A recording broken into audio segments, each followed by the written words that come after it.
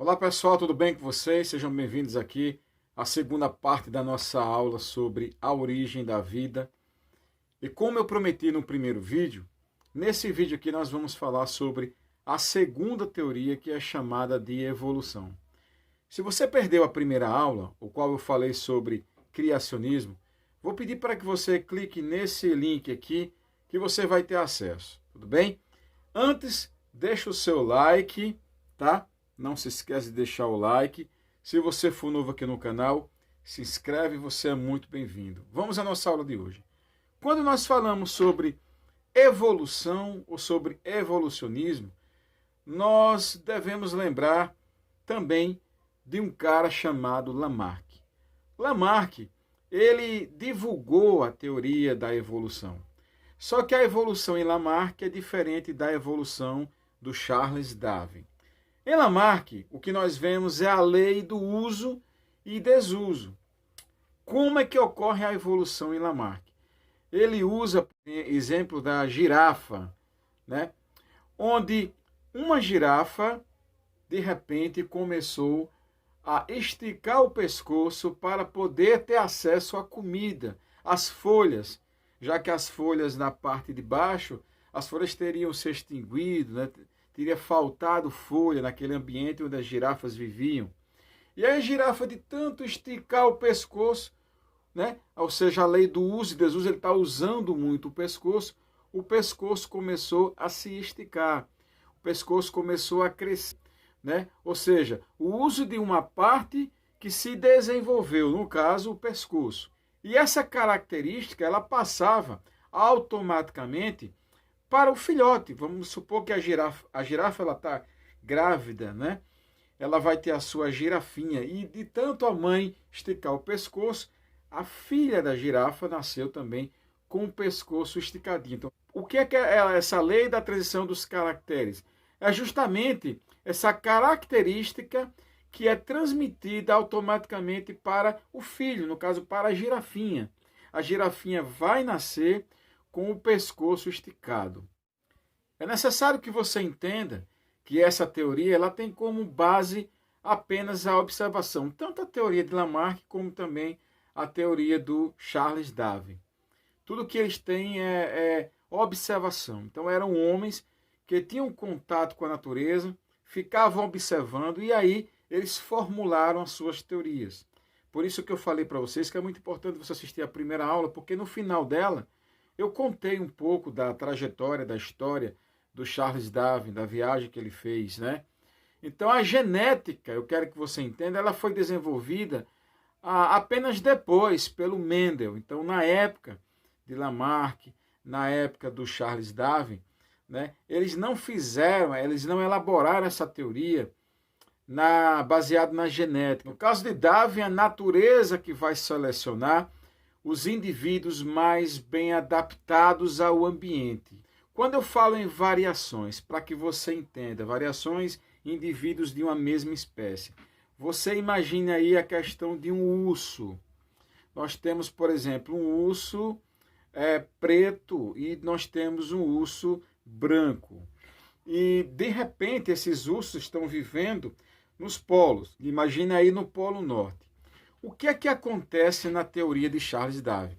O urso branco, ele é nada mais, nada menos do que uma variação de uma mesma espécie. A espécie, no caso aqui, seria o urso. E essa variação, ela vai ajudar a que esse urso ele consiga sobreviver num ambiente frio. Por quê? O urso branco, ele tem uma pele mais espessa, ou seja, ele está mais bem adaptado ao frio. Ele vai sentir menos frio do que o urso da cor preta. O urso branco também vai ter mais facilidade de caçar, porque você imagina ali, né, no meio daquela neve, você já deve ter assistido algum documentário, e tem uns bichinhos que estão por ali, os pinguins, aqueles bichos pequenos. Se o urso, né, negro, ele vai se aproximando, é claro que os bichos vão ver aquela aproximação e vão dar no pé. Mas o urso branco não, ele é branco. Então aquela cor acaba se mesclando, né, com todo aquele brilho, aquela branquitude que tem ali na neve. Isso vai facilitar com que ele se aproxime e ele consiga se alimentar. Então, ele se alimentando, ele vai conseguir sobreviver no ambiente. Já o outro urso negro, que não conseguiu se adaptar a esse ambiente, ele vai morrer de frio, ele vai morrer de fome, ele vai desaparecer. Na viagem que Darwin fez às Ilhas Galápagos, nós falamos sobre isso na aula anterior, ele, por exemplo, observando, lembre-se que eu falei que todas essas teorias elas são formuladas na observação que eles fizeram, ele observou, por exemplo, o caso dos tentilhões, que são espécies de passarinho. São passarinhos da mesma espécie. Só que nessas variações que existem dentro daquela espécie, as variações, né? Existem passarinhos de bico pequeno, passarinhos de bico comprido, não é? Então, em cada complexo de ilha, o qual o Charles Darwin esteve ali visitando, ele percebeu que os passarinhos tinham bicos diferentes em cada ilha daquela ali. Por exemplo, bico comprido, não é? Ela servia muito bem para os passarinhos que viviam em ilhas onde tem ali uma abundância de néctar de flor.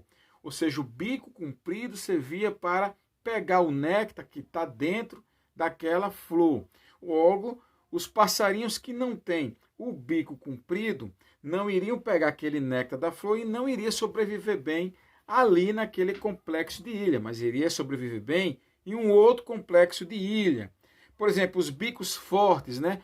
Ele encontrou esses passarinhos de bico forte em ilhas que tinham bastante insetos e cascudos. Então perceba que os tentilhões, eles são passarinhos de uma mesma espécie, mas o que ocorre ali é variação, né? O que é que está variando? O que é que tem de diferente aí?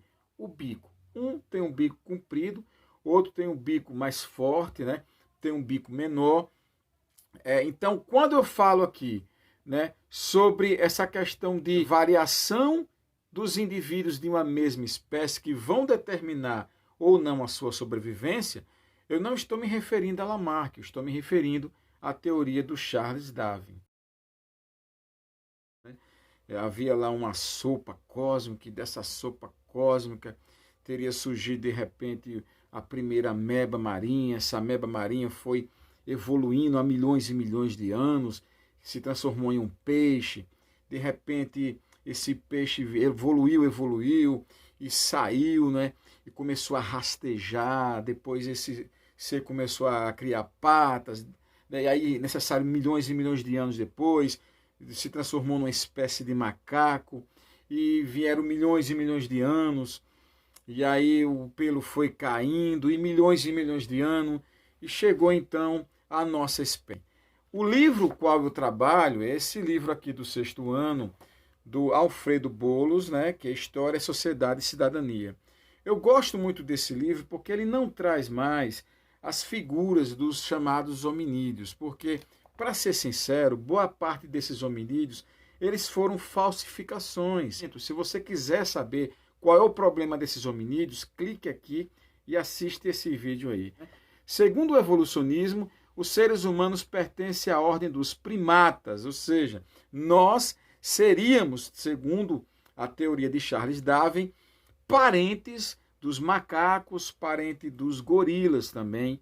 Acredita-se que um grupo de primatas deu origem aos primeiros hominídeos, aquela história que eu falei, da evolução, que levaria milhares e milhares de anos para ser percebido, por isso que ninguém consegue perceber essa evolução a olhos, né?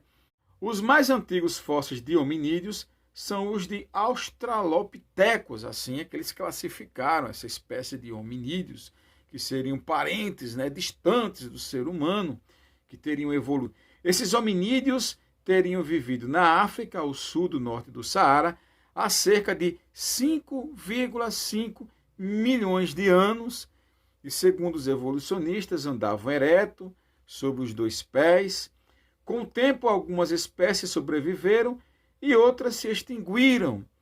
Aí vem a questão da teoria do Darwin, que é a questão da seleção de indivíduos de uma mesma espécie, né?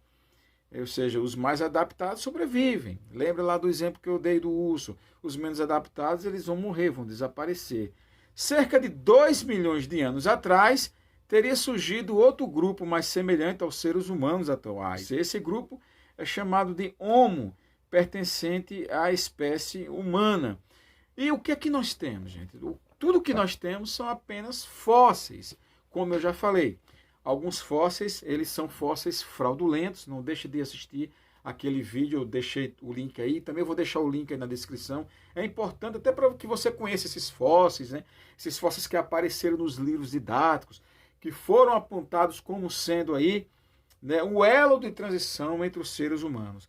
Então, tudo que nós temos aqui é uma interpretação. Eles encontraram esses fósseis e eles disseram que esses fósseis seriam, né, fósseis de parentes nossos que viveram milhões e milhões e milhões de anos atrás. Agora, nós não temos uma observação desses fatos. Compreende? O que nós temos é uma interpretação dos evolucionistas que apregoam, né, aquilo que o Charles Darwin ensinou no seu livro, A Origem das Espécies, que nós já falamos na nossa aula anterior. E aí, após mais alguns milhões de anos, né, a evolução teria chegado no patamar de ter criado o Homo sapiens sapiens. O Homo sapiens sapiens, segundo os evolucionistas, teria surgido há cerca de 100 mil anos e teria convivido, né, com o chamado Homem de Neandertal, que por sua vez desapareceu há cerca de 40 mil anos. Por isso, a maneira exata como teria ocorrido a evolução continua sendo um verdadeiro mistério. E com base nas técnicas e nos materiais utilizados pelos ancestrais, os cientistas dividiram a chamada pré-história, que é a história que não havia escrita, em dois períodos. O período paleolítico, que nós chamamos de pedra antiga, ou pedra lascada, e o período neolítico, que é da pedra nova ou pedra polida. E sobre isso nós vamos falar na nossa próxima aula. Deixa o seu joinha, beijo no seu coração, valeu!